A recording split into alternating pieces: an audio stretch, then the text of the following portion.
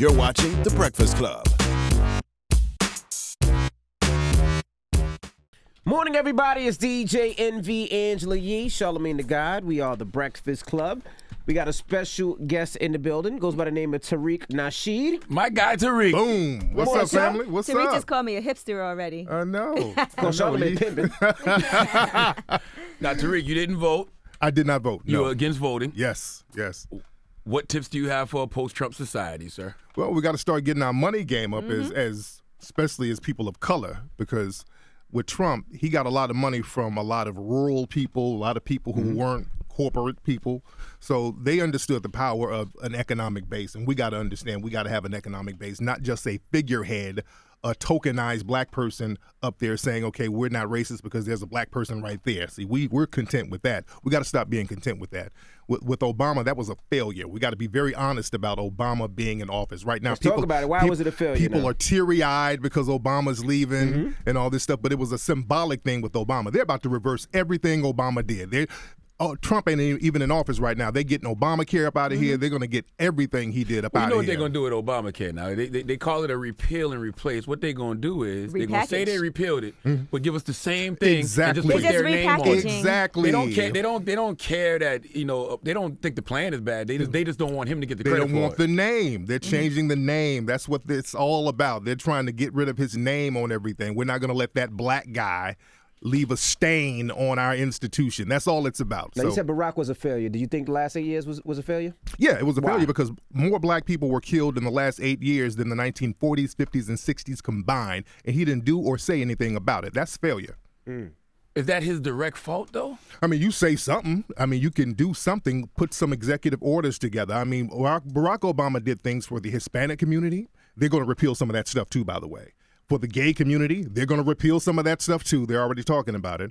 But he did stuff for the Jewish community, the Native American community. But when it came to black Americans, it became, well, I'm the president of everybody, not just black America. It's that type of talk. You dig? So do something. So you think he's a complete failure just because he didn't do, in your I mean, I opinion, feel he didn't like do he enough did for African He Americans? did do Yeah. some things. I wouldn't say Like he didn't. what? I mean, he did he had that my brother's keeper. And that was a trick bag. The thing is, it was like men of color, boys of color, but it was like a lot of different racial groups combined in that, and black people got the crumbs of that because a lot of black people didn't have those nonprofit organizations to receive some of those resources. So there was a lot of red tape behind that, and whenever something is supposed to come to black people, we always get included with people of color, minority. It's always watered down and diluted. You can't say anything directly to help black people, and that's a problem. Now, you named all those different ethnic groups. One thing Yeah. that they do that I feel like we don't do enough of is organize. They Yeah. organize. They go to President Barack Obama. They go to the government with a plan and say, this is what we want. Absolutely. I don't necessarily know if we did that in the past. We 8 didn't, years. and we didn't, and that's our fault. Okay. That's our fault because, like I said, we're so content with him just being black with a black wife. We're more concerned with that, and that's cool, but let's do something with you and your black wife. We should say, hey, we have a tangible thing that we want you to do, and we're going to back you up financially. With the gay community out in Hollywood, they raised like $8 million for Obama.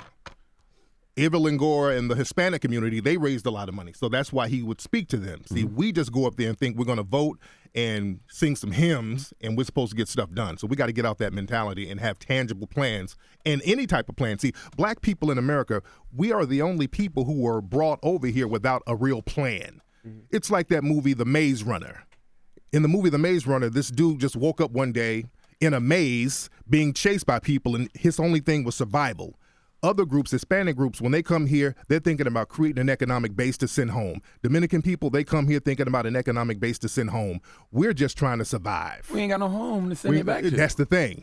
Now, Exactly. You talked about money and raising capital. We've been talking about raising capital for years. How do we do that? We have to have a code. The guy with the Phantom just asked you how do you... I mean, you have a lot of, African American brothers that are working hard and making some money, but there is like, who would I give money to? Where are we putting money? There's very far and few banks that Right. we all own. So, what do we do? That's very important. We got to start investing in banks again. See, we had a lot of stuff during the Jim Crow era because we were forced to. Right. And that's the thing. After the integration, that's another trick word because what are we integrating? You dig? After integration, we were told, okay, you can now spend your money in white institutions. And we ran to give our money to all these different groups, and we diluted our economic base. And now when we look at something black, like a black institution, it's like the Chitlin Circuit. We look at it as less than. So we have to value our own institutions and also make it comparable to what's in the dominant society, because sometimes we'll throw up a little janky business and say, hey, I'm a black business, support me because I'm a black business, and you got roaches and flies and the screen door is about to come off. Mailing things late. Yeah. But that's also because we don't have the money to invest in our own business. No, I just want to say it's a circular thing. I just want to say this, but I always feel like people can come together and form a group of people that can invest in something, because that's how I've always done things. Like when I want to start a business, I don't have enough money to do it myself, but then you find somebody who's been successful at something, they have a set of skills, you have your set of skills, and you guys can come together, and sometimes it doesn't even cost as much as you might think it does, and everybody contribute and start a business together. And that goes back to us as black people. See, the thing is, we're so used, black people in America, we got to be very honest, we're used to white mommy and white daddy taking care of everything. All the hard labor, the rent, the businesses, the transportation, air flight, all that stuff, we're used to them doing it, and our money is for turning up. We get our money. Right. It goes back to slavery. In slavery, whenever black people got free time or any extra money, let's buy some clothes, let's buy a hat, let's buy some Hey, I got to make myself feel good. I've been getting whipped by massa all day. Exactly. So we got to get off that, making myself feel good temporarily, so we can start thinking about creating an economic base for the future, so we can get out from under the thumb of white supremacy. I agree with everything you're saying about the economic thing. Dr. Boyce Watkins said the fastest way to stop racism or slow racism down is economic empowerment. Absolutely. He said economic empowerment will do it faster than any march, any protest, anything of that nature. But I do think the spirit of independence was shaken out of us. And what I mean by that is, back in the day when it was segregation, when it was things like Black Wall Street, when it was like the towns in North Carolina that had the black businesses and black hospitals, they would go destroy those towns. Yeah. So that would scare the hell out of black people to want to be independent. Absolutely. And that's why we have to use our money to get political clout too. See, the thing is, we do one and not take care of the other. Once you get an economic base, we got to think like the mafia. You see, the mafia, they were an underworld organization. They were Italians who came over. They were marginalized. They were despised by the dominant society because they weren't considered white yet. So what they did, they organized their money. They created an economic base through crime. They paid off politicians. They had enforcers, gunners, to enforce their money and to enforce the politicians doing what they're supposed to do. And they took care of big-time politicians like Hoover. J. Edgar Hoover never even acknowledged the existence of the mafia because he was in their pocket. So they understood economics, military, and politics. So in Black Wall Street, let's go to Tulsa, Oklahoma, they had the economic base together. It was a bunch of rich millionaires down in Tulsa, Oklahoma. The only thing they didn't have was a gun manufacturing shop, because they should have shot every white supremacist who tried to run them out of town. That is a fact. That's they just very rare. They didn't have no defense. They didn't have no defense. That was the only thing. They had no defense. Well, one thing I can say about this election, and we talked about Donald Trump, is I see more African American and black people uniting. Yeah. Before this election, you didn't really see it, but I think it's gotten so serious that you're starting to see more and more people coming together doing things, whether it's marching, whether it's investing, whether it's putting their money together. And I don't think that would have happened unless Donald Trump popped up. So if you have to say there's at least one good thing, I'm seeing more and more people unite. And that's why I don't mind Trump being in office, because see, Trump is waking black people up. See, we would sleep. Hillary would have been horrible for us because we would have been back to sleep. And the thing is, we're used to people lying to us. We'll take a lie. If somebody says they like us, we're just like a 2 a.m. jump off. If somebody say, you're cute, okay, come on over. It's 2, come on over. It's that type of thing. But with Trump, they're not going to be nice about what they want to do. So that's going to wake us up, and we need to be waking up because we do better under stress from the dominant society. Now let's talk about this movie that you have. Yes. 1804. Yes. I'm working on a documentary right now for the Haitian Revolution. That's a story that's never really told. I actually had to look it up after I saw that you were doing it because I was like 1804, and I was reading about it to find out about it. I'd never heard about this story. What? The largest slave revolt in the Western Hemisphere? Yeah. I didn't learn about that in school. They don't teach you. No, they don't teach you that. Did you know about it, Envy? I mean, I came from, like, Queens Village was all Haitians, so they did teach it in our school. Definitely heard about the Haitian Revolution. When they talk about revolutions, they talk about Nat Turner. Yeah. They talk about the Haitian Revolution. Like, those, like, That's Sounds the like Black you are rebellions. Haitian. No, I'm not. I'm not Haitian. even Haitian. Really? No, that story is just so bomb. I just want to tell it because these were African people, man, and we have to understand. We have to see how African people stood up for themselves. Haiti, that's the only country where a slave population rose up and took over in history. That has never happened in history. They beat all the Western powers. They beat France. They beat the British. They beat Spain. They never talk about that. So we have to break that story down and see what these brothers and sisters did over there. A lot of people, when they think of Haiti, you think of voodoo, and they teach us that voodoo is some negative devil worship stuff. Right. We got to break that down and tell the truth about that. Because when we talk about our African spiritual systems, we're always told that it's demonic, it's evil, it's heathenous. So we have to start learning the truth, and we have to tell the truth ourselves because the dominant society is not going to do that. Now, I told you Dylan Roof was going to get the death penalty. Yeah. You thought he was going to get off. Well, the thing is, because Charlamagne, we were talking, and he was like, man, I know Dylan Roof is going to get the death penalty. The thing is, with Dylan Roof, the only reason he got the death penalty, he wanted the damn death penalty. Right. He's like, I don't regret anything. He don't regret anything. I would do it again. I told you, they were doing everything they could to be lenient on Dylan Roof. They wanted to make it seem like I don't think so, psychologically man. he wasn't They were competent. like, well, he's not psychologically capable of going to trial. definitely were They were saying that. throwing everything to try to make this dude get off somehow. He was like, I am psychologically Exactly. competent. I did it. I would do it again. He martyred himself. He was like, I did it. I don't want no leniency. I mean, he had to beg for the damn death penalty himself. But y'all know he what had to represent himself in the sentencing. Yeah. Being from the area, you've never seen people come together like they did after that Dylan Roof situation. They took the damn Confederate flag down. You know how long we've been marching and protesting to take that flag down? That situation was so horrific that they took that flag down. There was no way they was letting Dylan Roof off. And the thing is, with Dylan Roof, man, he martyred himself. See, white supremacy, that's what my last movie, Hidden Colors 4, The Religion of White Supremacy, it's a religion to white extremists. So he just martyred himself.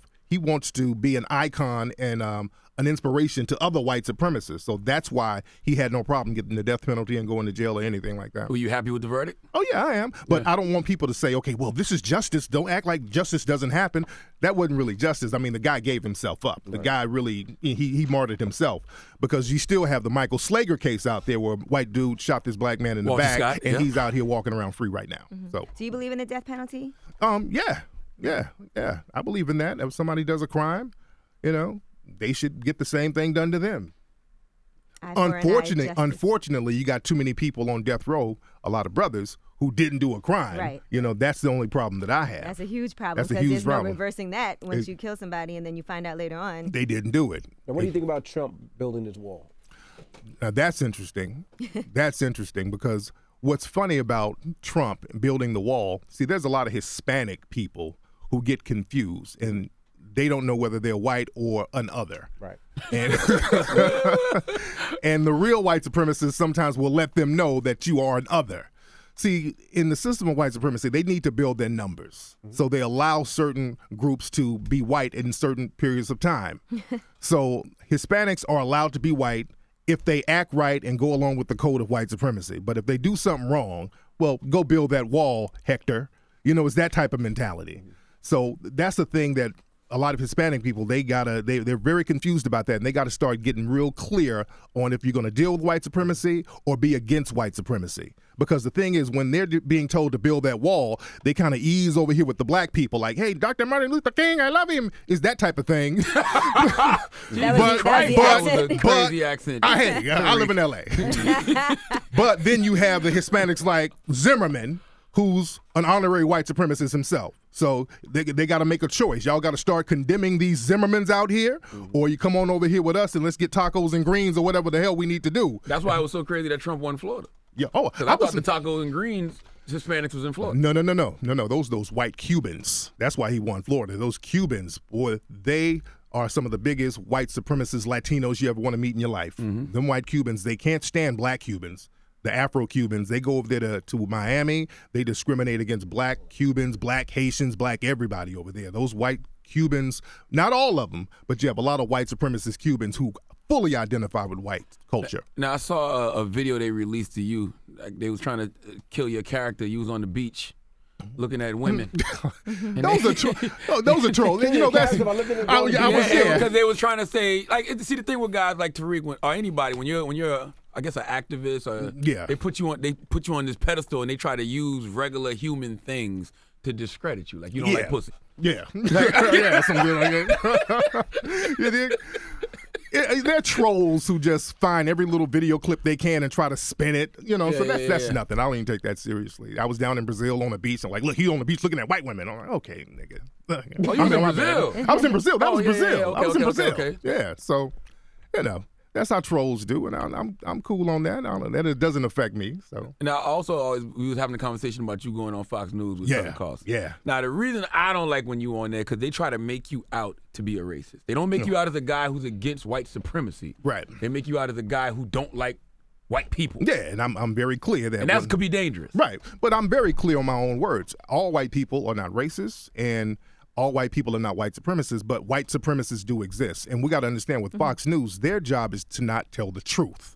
Their job is to create propaganda. And when I go on these shows to debate them, I try to show black people how to stay on code, because their job is to throw up smoke screens. They never like to talk about systematic racism just straight up and down because they can't. So their job is to throw up as many smoke screens and lies and call names, because when I go on there, they try to call names, and I don't go into that. I just stay real focused on what I'm here to talk about.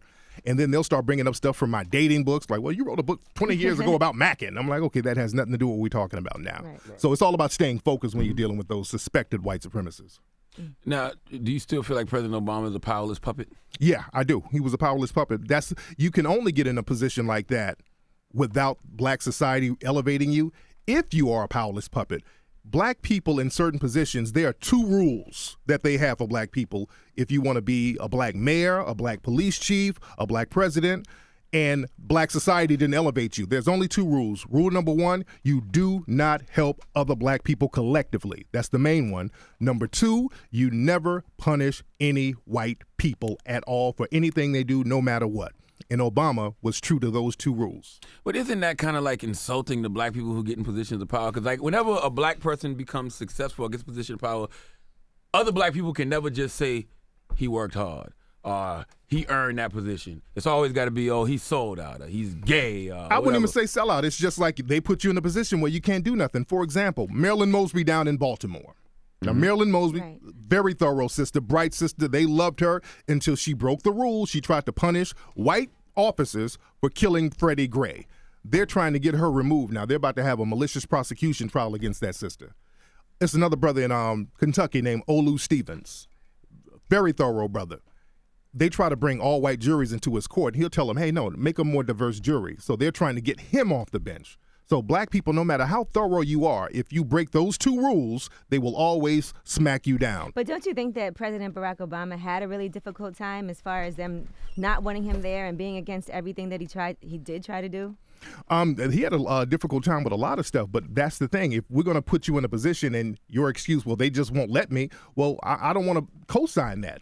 You dig? If they're not going to let you do anything and you know they're not going to let you do it, I don't want any symbolic victories. Get the white guy back up in there. You dig? But don't you think all presidents are powerless puppets, though? No. Trump ain't going to do nothing. Trump. Oh, man. Trump is bringing in every suspected white supremacist he can. Right. With Sessions, he's bringing in Sessions. That's an old school white supremacist. Man, Coretta Scott King wrote a letter about him. Like, that white man crazy. You know, she wrote a letter about him back in the 80s. But you don't think it's other people pulling those strings? Like other people? Well, you have other conservatives and all of these people, but they're on the same page as Trump.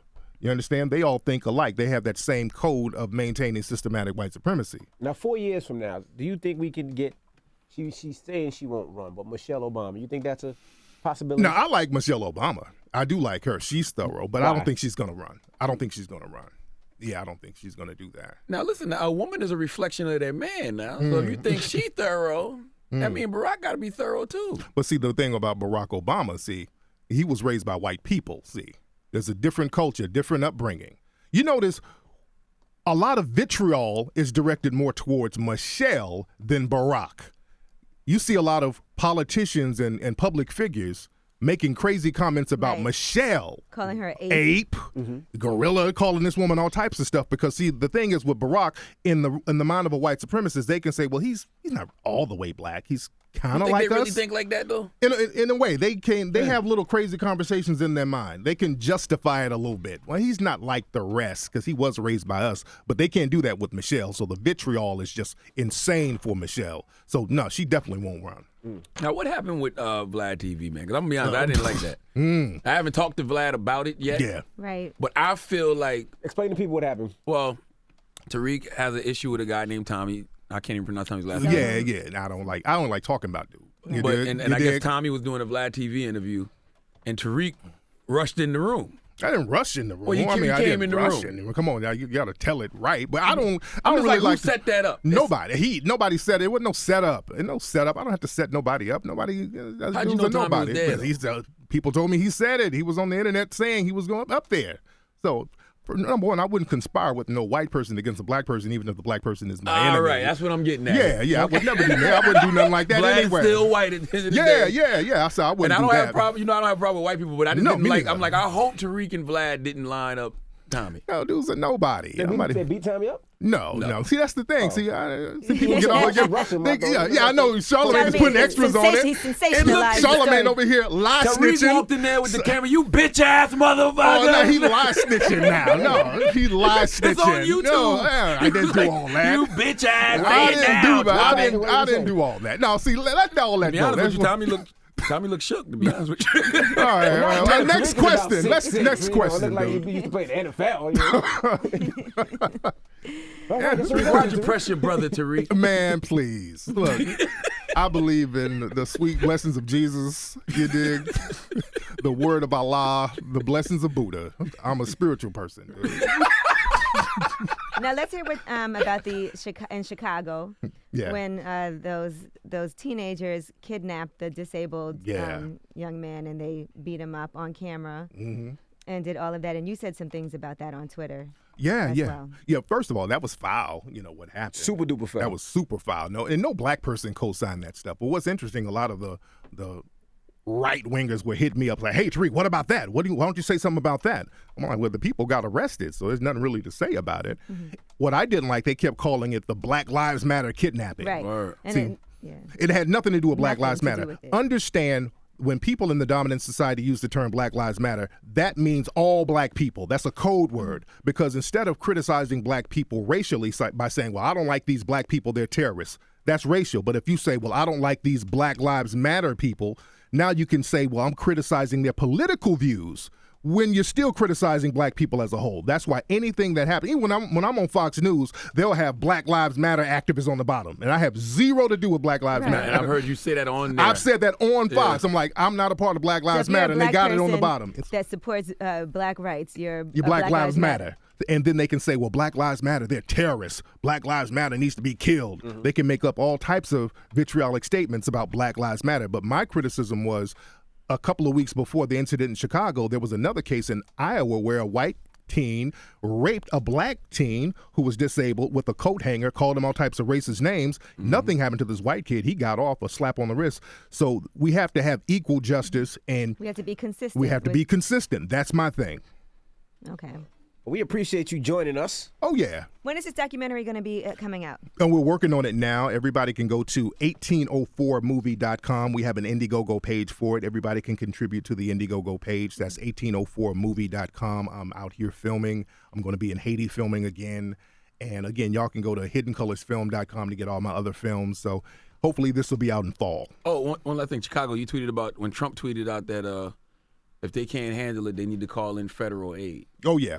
Yeah, Chicago's about to go down in Chicago. Chicago, they're about to do all types of stuff. They might even get into martial law in Chicago. Chicago, they're going to use them as an example. They're going to start policing that area heavy. It's about to be on some Nazi Germany type stuff in Chicago. I don't think they need martial law, but they do need something. What they need something. I don't know what federal aid means when Trump said that, but they need something. It's that law and order talk that they do. It's like Basically, take away your rights. Take away your rights. We're going to take away the rights of all young black people.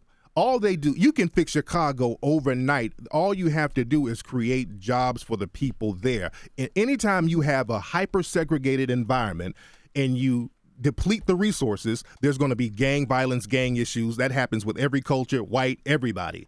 And Chicago is the most racially segregated city in the country. And they never talk about that. And the people there need jobs. They don't have any jobs. You create jobs, create opportunity, all that stuff will go away overnight. And they know that. They know that. You need jobs, but come on, Tariq. You know some of these niggas ain't going to work. They'll work. No, that's not true. They'll work. Not all of them. Not all of them, Tariq. But I don't think they'll want to work for minimum wage. Exactly. You know that. Those dudes will work, man. I hope so. I know they'll work. I been feel to like Chicago. people want to be.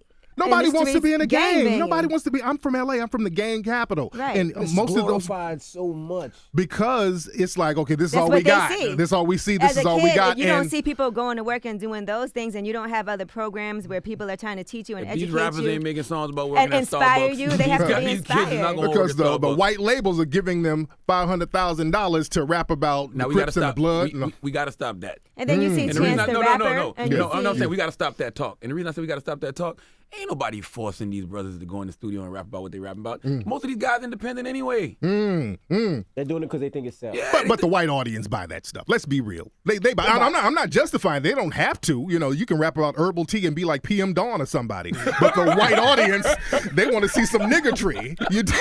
Let's be real. we all like niggatry. Let's be for No, real. we do. And I like a Savage. pinch of niggatry. I'm a very conscious person, but I like just a smidget of niggatry. That's like the Chris Brown Soulja Boy fight. That's all I need for the year. That's it.